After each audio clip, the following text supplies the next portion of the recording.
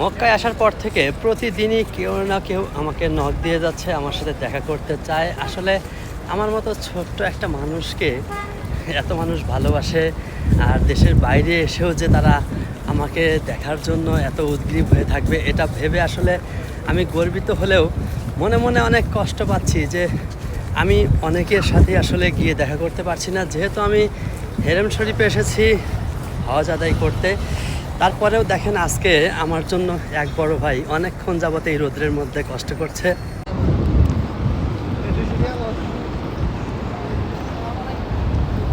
ওয়ালাইকুম আসসালাম।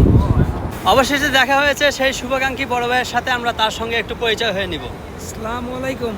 আমি মোহাম্মদ আবু তাহের, বগুড়া জেলা ঢুনুট উপজেলায় আমার বাড়ি।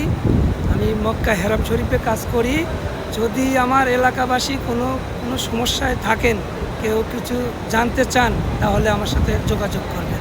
আমি চেষ্টা করব আপনাদের সমস্যার সমাধান করার জন্য। ধন্যবাদ বড় ভাইকে। আসলে আমি মক্কা শহরে আছি 22 তারিখ পর্যন্ত। যদি আমার সঙ্গে কেউ দেখা করতে চান তাহলে অবশ্যই হেরেম শরীফে আসতে হবে, বাইরে দেখা করা আমার পক্ষে সম্ভব নয়। আর 23 তারিখে আমি মদিনায় যাব, যদি সেখানে কেউ দেখা করতে চান তাহলে মসজিদে নববীতে আসবেন। দেখা হবে ইনশাল্লাহ। সবাই ভালো থাকবেন, সুস্থ থাকবেন। আল্লাহ হাফেজ।